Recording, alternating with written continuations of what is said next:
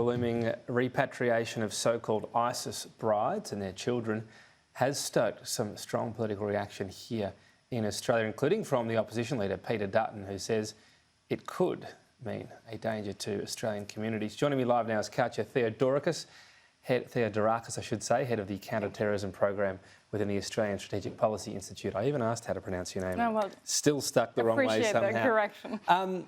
So, look, this revelation today, what's your reaction, first of all? I mean, we don't know a lot of the detail, and that's pretty standard, I suppose. Almost a surprise we heard anything. Yeah, I think usually there is not much comment on, operational matters for security reasons. So the fact that we do know that it's underway is in some way a little bit unusual.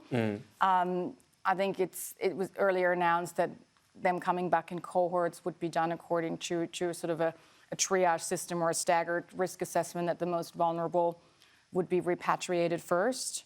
And it could be assumed that it also means that the women who are in that cohort may not get arrested, that warrants would be out for women in further cohorts.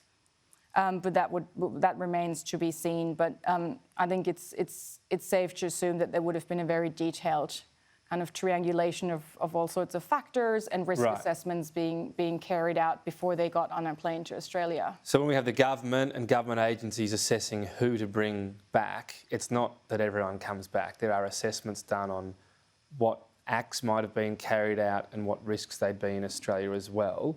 And that's because in some cases there would be full-blown supporters of ISIS that wanted this to happen, and in other cases seemingly women, perhaps you'd call it kidnapped or hoodwinked or taken unwittingly over. There's a pretty wide group of experiences and types of people, I suppose. Yeah, absolutely, and that's why it shouldn't be dismissed as sort of an easy thing to do. And the concerns around this have to be taken very seriously. In a democratic society, we need to have those debates and the public needs to be assured that all the measures have been taken to mitigate risks. But with this repatriation operation, the focus has been on the children in sort of staggered in that 3 groups of cohorts, and the government has made it very clear they're not repatriating any male fighters or, I guess, adolescents over a certain age. They all clearly went there. There was no. When you're talking about adult males that went there, they weren't hoodwinked. They made a conscious decision. That's right. But the tricky thing is some children who were taken there maybe as young teenagers. They've now reached that age and they were moved out of the camp away from their families and taken to the proper prison where they're really, the sort of diehards of IS are also kept, where IS earlier in the year attempted a prison break to get them out. And we've had the very tragic news of one Australian child dying as a result of injuries or sickness sustained in that attack. And you could argue he was taken over there. That was not his free choice at that age. And no matter what would have happened afterwards, I think sort of experience with child soldiers shows that there is always this mix of their foremost victims. It doesn't mean that they can also be perpetrators. But they begin undeniably as victims without any conscious choice.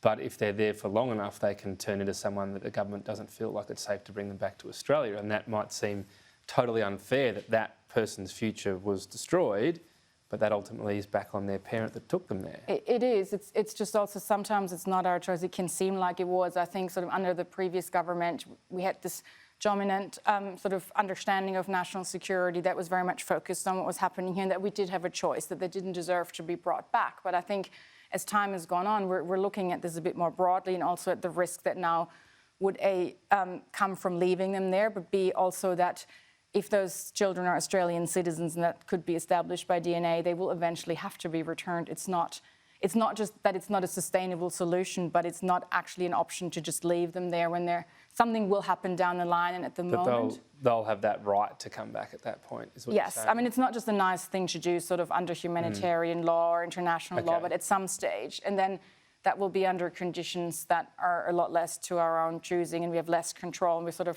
now we're still looking at something that, with a long-term strategic outlook, we can do something before things get worse. And the US have indicated that they're very concerned that sort of the rise or resurgence of IS is very much tied to the conditions in those camps. And we fought IS with the US supporting them as a coalition partner, and to have that sort of undone, those gains, by not doing anything, I think those would be some of the more long-term strategic considerations. Right, it's part of our problem too, essentially. Yeah, and just, Okay. yes, absolutely.